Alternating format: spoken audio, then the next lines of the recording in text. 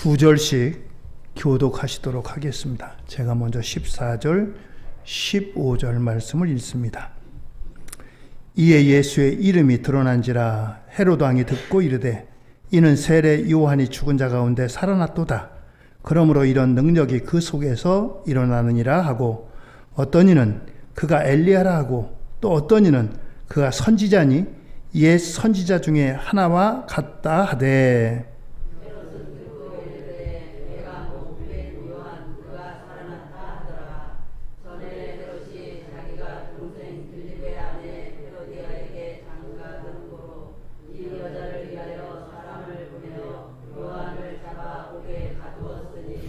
이는 요한이 헤롯에게 말하되 동생의 아내를 취한 것이 옳지 않다 하였음이라. 헤로디아가 요한을 원수로 여겨 죽이고자 하였으되 하지 못한 것은 헤롯이 요한을 의롭고 거룩한 사람으로 알고 두려워하여 보호하며 또 그의 말을 들을 때 크게 범민을 하면서도 달갑게 들음이로라. 마침 기회가 좋은 날이 왔으니 곧 헤롯이 자기 생일에 내신들과 선부장들과 갈릴리의 귀인들로 더불어 잔치하였세. 헤로디아의 딸이 친히 들어와 춤을 추어 헤롯과 그와 함께 앉은 자들을 기쁘게 한지라. 왕이 그 소녀에게 이르되 무엇이든지 내가 원하는 것을 내게 구하라. 내가 주리라 하고 또 맹세하기를 무엇이든지 내가 내게 구하면 내 나라의 절반까지도 주리라 하거늘.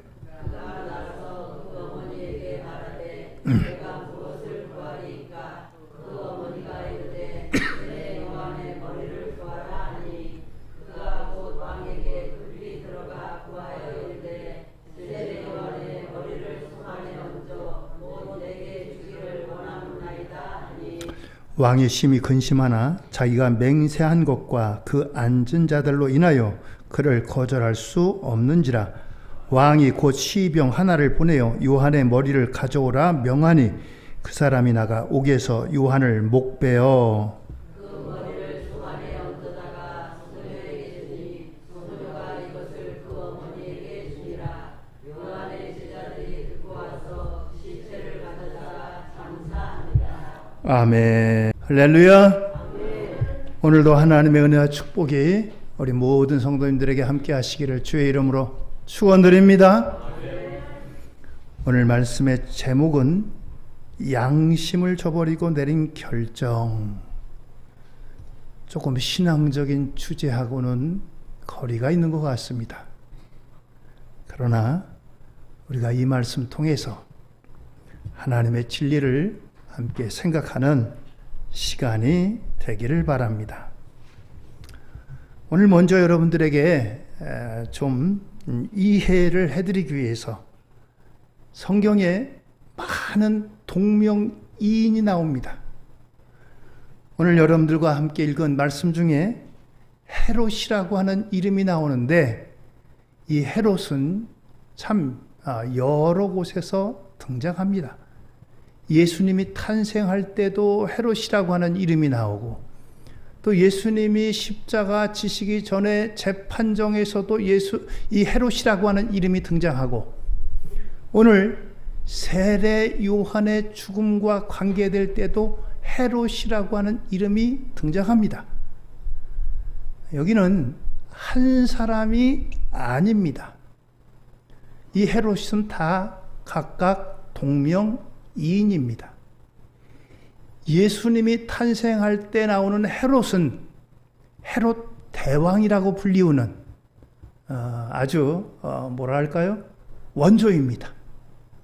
그 밑에 아들들이 셋이 있는데 그 아들들에게 이스라엘 나라를 나누어 가지고 너는 여기 통치해.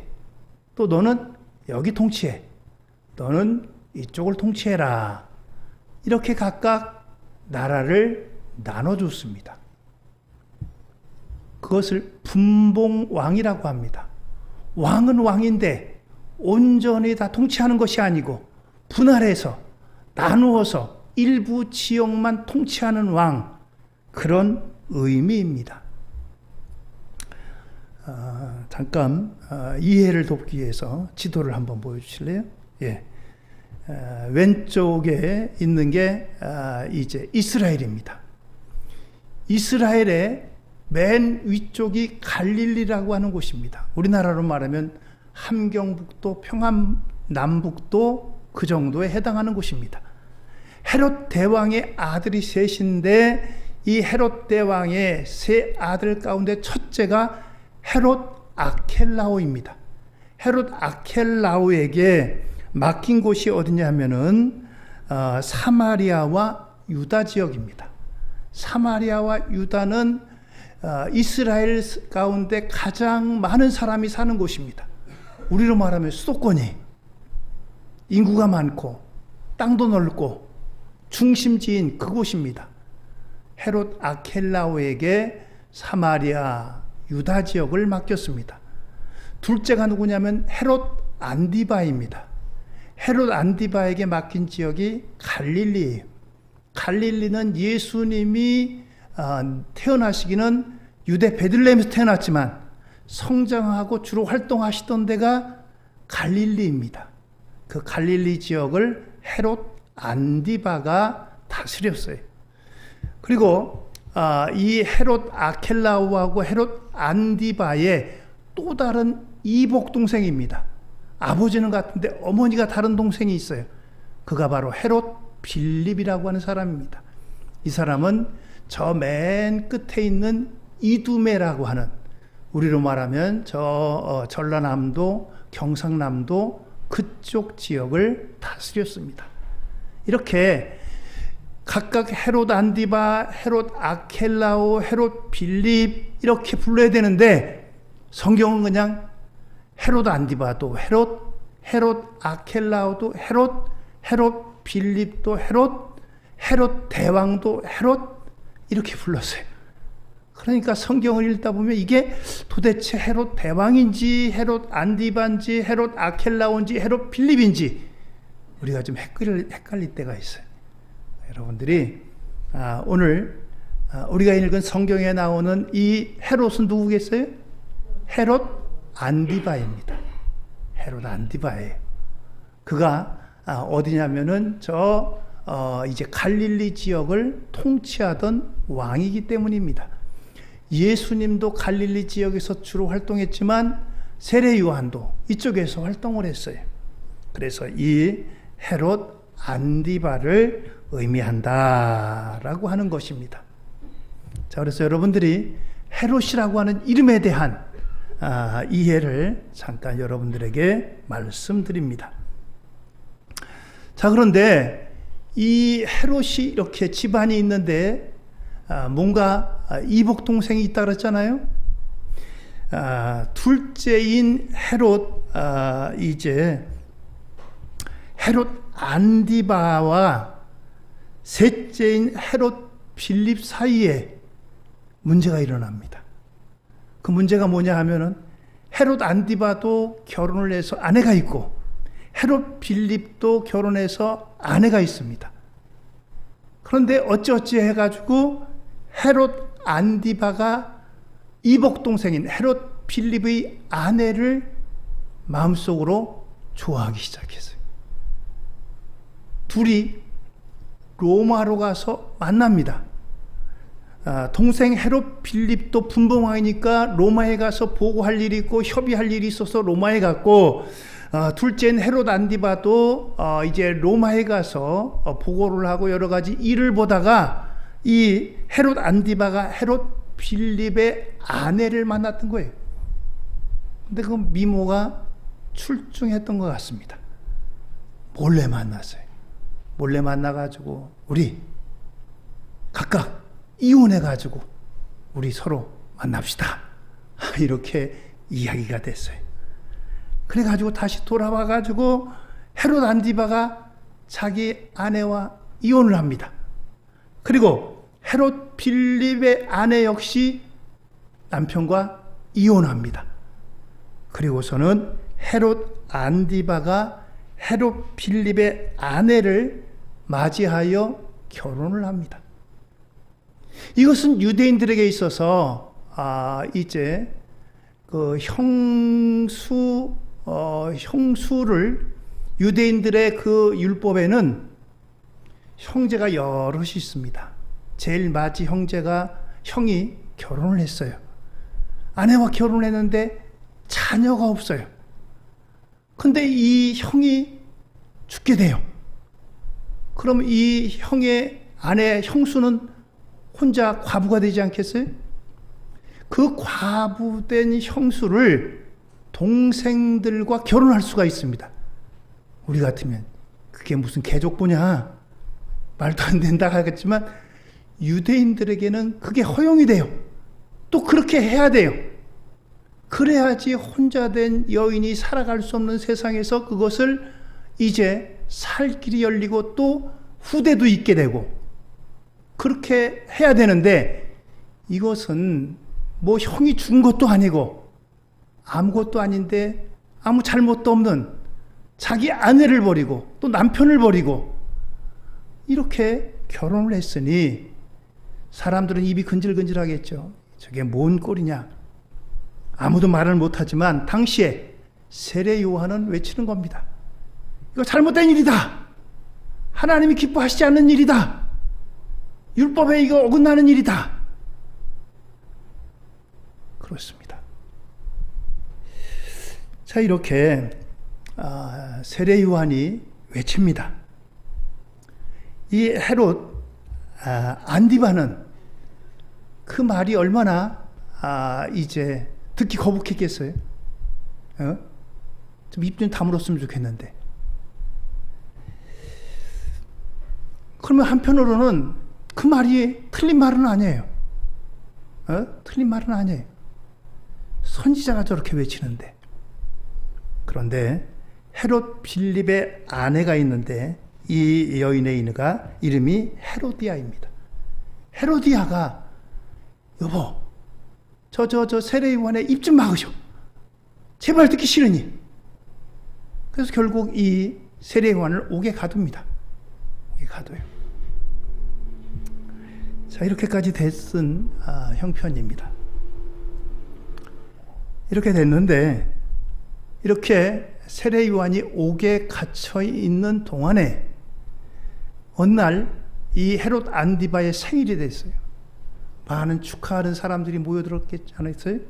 생일 잔치를 열고 흥겹게 잔치를 여는데 이제 헤로디아와 헤롯 빌립과의 사이에서 난 딸이 있습니다. 딸이 있는데 이 딸이 잔치에 나와가지고 새 아빠에게 열심히 춤을 추는 거예요. 얼마나 그게 이뻤던지 그 딸에게 맹세합니다. 야, 네가 원하는 게 뭐냐? 네가 원하면 나라의 반이라도 주겠다. 사실 이 헤롯 안디바는 이스라엘 전체를 다스리는 게 아니고 그 중에 한 3분의 1만 겨우 다스리는 왕인데 호기롭게 야, 네가 원하면 우리나라의 반도 너한테 줄게. 큰 소리 뻥뻥 쳤어요. 헤로디아의 딸이 엄마에게 쪼르르 달려갑니다. 엄마, 새아빠가 나한테 네가 원하는 게 뭐냐고 물어봤어. 원하면 나라의 반이라도 준대. 엄마 뭐 달라 그럴까? 헤로디아가 근데 충격적인 말을 합니다. 어린 딸한테 세례 요한의 머리를 이 쟁반에 담아가지고 달라고 그래라. 세례 요한을 죽이라는 얘기죠. 자기와 아이 사이에 있는 불륜을 떠버리고 저렇게 얘기하는 그 소리를 듣기 싫다 이거예요. 죽이라는 겁니다. 결국 이 헤롯 안디바가 자기가 말한 그 말 때문에 올무가 돼가지고 세례 요한의 목을 칩니다. 그래가지고 이제 헤롯 안디바가 가져오고 이것을 헤로디아에게 가져다 줍니다. 오늘 이런 일이 있었다는 거예요. 이런 일이 있었는데 세례 요한은 죽었습니다. 그런데 세례 요한보다 6개월 늦게 오신 예수님이 다니면서 기적을 베푸는데 앉은 안병이가 낫고 눈먼 자가 눈을 뜨게 되고 오병이어의 기적이 나타나고 이런 일이 일어나니까 이 헤롯 안디바가 깜짝 놀랐어요. 세례 요한이 다시 살아나서 부활한 거 아니냐? 이 예수님이 바로 자기가 참수시킨 세례 요한이 부활한 것으로 알고 마음에 이와 같이 두려움을 느꼈다는 겁니다. 오늘 말씀은 어찌 보면 신앙적인 차원에서 하나님이 말씀하셨다, 하나님 말씀에 이렇게 돼 있다, 이것과는 거리가 있는 것 같아요. 양심의 문제를 얘기하니까요. 그런데 여러분들, 양심을 만드신 분이 누굽니까? 하나님 만드셨어요. 양심은 믿음이 있는 사람이나 없는 사람이나 누구에게나 다 공히 갖고 있는 겁니다. 아무리 겉으로 이렇게 저렇게 이야기해도 양심이 이야기하는 것은 결코 막을 수가 없어요. 양심은 어떻게 보면 하나님의 음성인 것입니다. 양심의 소리를 여러분들 우리가 이거는 뭐 그냥 하나님 말씀하신 거하고 달라, 그냥 뭐 이거는 그럴 수도 있지 뭐, 우리가 이것을 너무 쉽게 생각하고 쉽게 무시하고 그러면 안 된다는 거예요. 양심은 또 다른 하나님의 음성이라는 겁니다. 오늘 헤롯 안디바가 이런 결정을 내리고서 그가 이제 괴로워하게 됩니다. 오늘 이런 양심을 저버리고 내린 결정을 내리기까지 몇 단계가 있습니다. 우리에게도 이런 유혹이 있을 수가 있습니다. 야, 잠깐만 눈 감어. 세상 사람들 다 그러는데 뭐 너만 유별나게 그러려 그래? 그런데 우리가 이것을 뛰어넘어야 된다는 사실이에요. 그 첫 번째는 뭐냐? 욕심 때문이라는 겁니다. 욕심 때문입니다. 헤롯 안디바의 욕심은 이성적인 욕심이죠. 이성적인 욕심입니다. 어떻게 보면 욕심이라는 것 때문에 우리 사회가 발전하는지 모르겠습니다. 욕심이 없다면, 다른 말로 하면 의욕이 없다면 발전하겠어요? 야, 지금보다 조금 더 내가 열심히 일해야지, 조금 더 돈 벌어야지, 조금 더 내가 노력해야지, 조금 더 내가 수고해야지. 이거 통해서 우리가 발전의 원동력을 삼지 않겠어요? 의욕이 없으면 아무것도 안 하고 그냥 축 늘어지고 손 내려놓고 아무것도 안 하잖아요? 의욕, 욕심, 살아가는 데 있어서 꼭 필요한 것들입니다. 인생을 움직이는 원동력이기도 합니다. 음식을 맛있게 먹고 싶은 욕심이 생기면 요리를 더 잘하려고 노력을 하기도 하죠. 물질에 대한 욕심 때문에 열심히 일을 해서 모아서 부자가 되기도 합니다. 욕망이 있다는 것은 잘못이 아닙니다. 그런데 문제는 욕심을 잘못 관리하게 되면 문제라는 사실이에요. 욕심에 무한정 노출돼 가지고 욕심 따라 살면 안 된다는 겁니다. 욕심에 때로는 브레이크도 걸고 제동도 걸고 때로는 거절도 하고 때로는 돌아서기도 하고 포기하기도 하고 그래야 된다는 겁니다. 오늘 소개해드리는 이 헤롯 가문은 어떤 사람들이냐? 에돔 족속입니다. 에돔 족속은 아브라함의 아들이 이삭이죠. 이삭의 아들이 쌍둥이인데 첫째가 에서고 둘째가 야곱입니다. 야곱은 이스라엘의 조상이에요. 에서의 후예가 누구냐? 에돔입니다. 이스라엘과 아주 가까운 사이죠. 그들도 하나님을 알아요. 그런데 이 헤롯 가문은 에돔 족속이에요. 그들도 하나님을 유대인들만큼 이스라엘만큼은 아니지만 어느 정도는 알 수 있는 그런 사람들입니다. 하나님이 누구신가에 대해서도 알고 있는 사람입니다.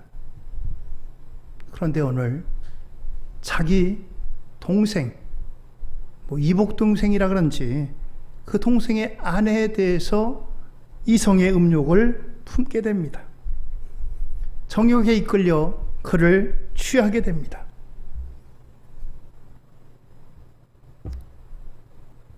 사실은 이것은 율법에 어긋나는 일이에요. 분명하게 형이 먼저 죽고 나서 후대를 위해서 동생들이 그 형수를 취할 수는 있지만 이것은 율법 어디에도 허용되는 것이 아닌 것입니다. 멀쩡히 살아있는데 아내를 버려요. 남편을 버려요. 그와 같은 일에 대해서 사람들은 입이 있어도 말을 못하지만 선지자인 세례 요한이 그 말을 했다고 해가지고 오늘 이런 일을 저질렀다는 것입니다. 사람은 누구나 그런 마음은 가질 수 있어요. 이성에 대한 호감을 가질 수도 있고 물질에 대한 욕심도 가질 수가 있고, 그러나 그 욕심이 생긴다고 해가지고 그것을 제어하지 않으면 어떻게 되겠어요? 제어할 필요성이 있을 때 제어를 할 수 있어야 돼요. 브레이크 없는 여러분들 자동차 어떻겠습니까? 브레이크를 걸어야 되는데 브레이크가 고장났어요? 틀림없이 사고 나겠죠. 욕심에 대해서 제어할 수가 있어야 돼요. 바로 그것이 문제라는 사실입니다. 탐욕이라고 하는 하나님이 주신 이제 욕심, 거룩한 욕심 그 이상을 넘어서 그것이 바로 탐욕인 것입니다. 탐욕을 경계해야 돼요. 아담과 하와도 탐욕 때문에 그들이 죄가 찾아왔어요. 하나님이 허락하신 범주를 넘어가는 거예요. 하나님이 허락하신 범주를 넘어서 그 너머를 이 헤롯 안디바가 갔던 것입니다. 두 번째 원인은 허영심입니다. 허영이란 단어를 영어에 바인 글로리 이렇게 부릅니다. 바인이란 말은 비어 있다는 겁니다. 글로리는 영광이잖아요. 빈 영광, 헛된 영광. 그게 바로 이제 허영인 것입니다. 허영심에 가득 차 있는 거예요. 자기를 나타낼 만한 것이 아무것도 없으면서 자기를 과시하고 싶은 욕망, 바로 그것입니다. 헤롯 안디바가 자기 생일날 거기 모여든 사람들이 보통 사람들이겠어요? 다 한자리 하는 사람들 아니겠어요? 그 사람들 앞에서 호기롭게 살로메의 딸이 춤을 추니까 호기롭게, 야, 네가 원하는 게 뭐야? 나라의 반을 줄까? 내가 나라의 반이라도 줄게. 큰 소리 빵빵 쳐놨어요. 그런데 엄마한테 쪼르르 갔다 와가지고 달려와가지고, 예, 세례 요한의 머리를 주세요. 이 헤롯 안디바는 한쪽 속에는 그래도 세례 요한은 선지자인데, 옳은말 하는 사람인데, 예? 마음 한 구 속에 이런 게 갖고 있었어요. 그래가지고 차마 그 일을 실행하기는 쉽지 않은 사람입니다. 처음에도 그냥 옥에만 가뒀지 그 이상으로 뭐 얼마든지 죽일 수도 있는데 그냥 감옥에만 가뒀어요. 더 이상 떠들지 마. 조용하고 있어. 조금 이따 내보내줄게. 큰 소리 쳤으니 어떡하겠어요? 양심에서는, 야, 네가 큰 소리 쳤지만 세례 요한 정말 죽을 죄를 졌냐? 옳은 소리 한 거 아니냐? 이런 소리가 자기를 찌릅니다.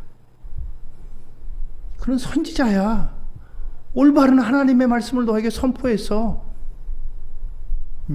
근데 그를 어떻게 한다고? 그런데 자기가 말한 그것 때문에 올무가 돼가지고 그것 때문에 그 일을 실행합니다. 오늘 이와 같이 그 허영심 때문에 오늘 이와 같이 이 헤롯 안디바는 이 일을 실행합니다. 허영심에 사로잡혀 자신의 양심을 저버리는 이와 같은 일을 하게 되는 것입니다. 우리가 경계해야 될 것들이 때로는 우리가 살아가면서 이런 일들을 겪게 되잖아요. 그래도 내가 이런 위치에 있는 사람인데 그것 때문에 양심을 저버리고 마음에도 없는 말을 하고 마음에도 없는 일을 하고 경계해야 될 것들입니다. 내면 깊은 곳에서 양심에서 나오는 소리는 여러분들 하나님의 음성으로 듣기를 주의 이름으로 부탁을 드립니다. 하나님께서 황수야 내 말 들어라 이렇게 역사하지 않아요. 저 깊은 곳에서 양심에서 들려오는 소리를 통해서 하나님께서 우리에게 말씀하시는 거예요. 우리가 이상한데 이거 하나님 음성 아닌데? 하나님의 음성이 뭐 하늘에서 들려지고 나한테 들려줘야 그것이 하나님의 음성이라고 여러분 생각하지 마세요. 우리의 양심을 창조하신 하나님께서 양심 깊은 곳에서 우리에게 말씀하시는 거예요. 근데 많은 사람들이 양심을 저버립니다. 우습게 여깁니다. 하찮게 여깁니다. 그렇게 양심을 자꾸 저버리게 되면 성경에 뭐라고 하냐면 양심에 화인 맞는다라고 합니다. 양심이 무뎌지는 거예요. 무뎌지는 거.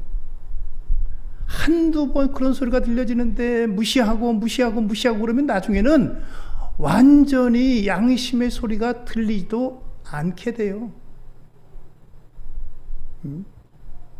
양심에도 네 가지 밭 가운데 길가밭이 있잖아요. 길가밭은 어떤 밭이에요? 사람이 다니고 소달지구지가 다니면서 거기를 밟아가지고 딱딱해져 있습니다. 거기다 농부가 씨를 뿌리는데 그 씨가 자랄 리가 있겠어요? 그것처럼 양심이 화인 맞게 되면 더 이상 양심의 소리를 들을 수가 없어요. 외면하게 되는 겁니다. 양심 없이 살아도 떳떳해요. 부끄럽지도 않아요. 종종 보잖아요.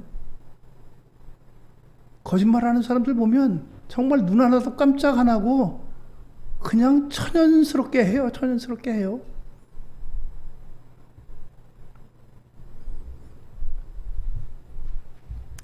세 번째는 사람을 의심하였기 때문이라는 것입니다. 마가복음 6장 26절입니다. 왕이 심히 근심하나 자기가 맹세한 것과 그 앉은 자들로 인하여 그를 거절할 수 없는지라. 그렇습니다. 사람들의 눈을 생각했다. 눈치를 봤다는 거죠.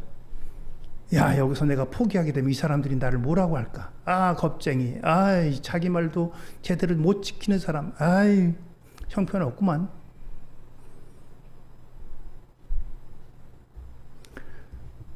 물론 사람은 사람과의 관계 속에 살기 때문에 사람을 의식하지 않을 수 없습니다. 사람 의식하지 않고 내 멋대로 산다면 어떻게 되겠어요? 때론 그 사람도 생각해서 옷도 갖춰 입고 말도 그렇고 행동도 그렇고 의식을 해야 되죠.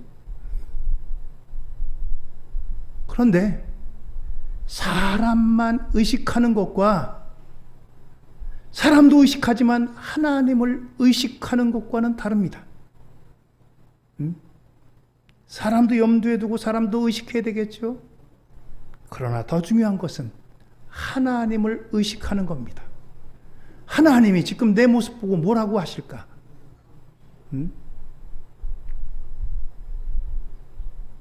그렇습니다. 헤롯 안디바는 사람은 의식했지만 하나님을 의식하지 못했어요. 하나님이 보낸 사람인데, 하나님의 말씀을 대언하는 사람인데, 선지자가 누굽니까? 하나님의 말씀을 대신 전하는 사람이에요. 하나님이 사람들에게 큰 스피커를 가지고 얘들아 들어라 이렇게 말씀하시는 게 아니고 사람을 보내가지고 그 사람을 통해서 말씀하세요. 그게 바로 선지자입니다. 그런데 선지자의 음성을 하나님의 음성으로 듣지 않고 하나님을 의식하지 않는다는 거예요. 그렇습니다. 오늘날 문제는 우리가 하나님을 의식하지 않는 데 문제가 있습니다. 사람을 의식하니까 사람의 눈만 속이고 사람의 눈에서 안 보이면은 뭐 다 그렇게 넘어갑니다. 하나님은 그런데 사람의 눈이 보지 못하는 것, 사람이 알지 못하는 것, 은밀한 것, 그것까지도 다 알고 계신 분이. 오늘 이 헤롯 안디바는 결코 하나님을 의식하지 않습니다. 예수님이 말씀하잖아요. 너는 넓은 문으로 가지 말고 좁은 문으로 가라. 넓은 길로 가지 말고 좁은 길로 가라. 넓은 길로 가는 사람은 많이 가지만 결국은 멸망의 길이다. 좁은 길은 힘들고 어렵지만 결국은 생명의 길이다 말씀하잖아요. 그 사람들에게 하나님께서는, 예수님께서는 좁은 문으로 가라, 좁은 길로 가라 라고 말씀하시는 겁니다. 오늘 저와 여러분들 사람만 의식하지 말고 하나님을 의식하며 사는 저와 여러분들 되기를 주의 이름으로 축원드립니다. 사람을 의식하면, 사람만 의식하면, 사람만 적당히 눈속임하면 그냥 된다라고 생각해요. 왜 정치가 문제겠어요? 사람만 생각하니까 그렇죠. 정말 보이지 않는 하나님을 의식한다면 이렇게까지 되겠어요? 오늘 여러분들 하나님께서 이 나라를 바라보실 때 어떻게 바라보실까? 나를 어떻게 바라보실까? 하나님을 의식하기를 주의 이름으로 축원드립니다. 마지막으로 양심을 저버린 결과가 어떻느냐? 평생 죄의식 속에 살아갔다는 겁니다. 16절입니다. 헤롯은 듣고 이르되 내가 목벤 요한 그가 살아났다 하더라. 예수님 소문이 들리니까 야, 내가 목벤 요한이 다시 살아난 거 아니냐? 에? 오늘 이와 같은 이제 일을 경험하게 됩니다. 그렇다고 한다면은 이 헤롯 안디바가 내가 그 일 차마 잘못했구나 회개하고 돌이켰다면 얼마나 좋겠어요? 그런데 성경 어디에도 헤롯 안디바가 돌이켰다는 말씀이 없습니다. 헤롯 안디바가 이 세례 요한과의 이런 일이 있고 난 다음에 예수님을 만나게 됩니다. 누가복음 23장 8절의 말씀입니다. 헤롯이 예수를 보고 매우 기뻐하니 이는 그의 소문을 들었으므로 보고자 한지 오래였고 또한 무엇이나 이적 행하심을 볼까 바랐던 연고로라. 여러 말로 물으나 아무 말도 대답하지 아니하시니. 그렇습니다. 예수님이 십자가를 앞에 놓고 신문을 봤는데 헤롯이 여기 참여합니다. 헤롯이 묻습니다. 그런데 예수님은 아무 대답도 하지 않으십니다. 오늘 이와 같은 두 번의 기회가 있었습니다. 그러나 헤롯 안디바는 이 두 번의 기회를 다 그냥 놓쳐버립니다. 한 번은 세례 요한의 책망으로 양심의 소리, 하나님의 음성을 대신 전했고, 때로는 예수님의 침묵으로 헤롯 안디바의 양심을 두드렸지만 그는 회개하고 돌이키지는 결코 않았다는 것입니다. 누가복음 23장 12절에는 헤롯과 빌라도가 전에는 원수였으나 당일에 서로 친구가 되니라. 빌라도는 유대를 통치하는 그 총독입니다.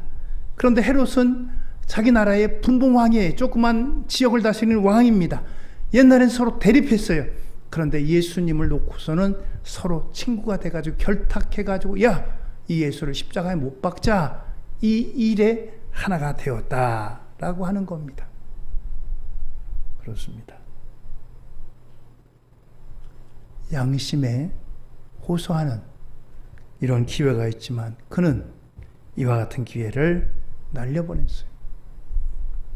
오늘 우리 그리스도인들에게 무엇보다도 하나님께서 창조하신 양심의 소리, 이 양심의 소리에 귀를 기울이고 이 양심의 소리는 하나님이 주신 음성으로 듣고 이 하나님의 음성에 귀를 기울이고 하나님의 음성에 순종하는 저와 여러분들 되어서 하나님이 기뻐하시는 우리 모든 하나님의 사람들 되어지기를 예수님 이름으로 축원드립니다. 기도하시겠습니다.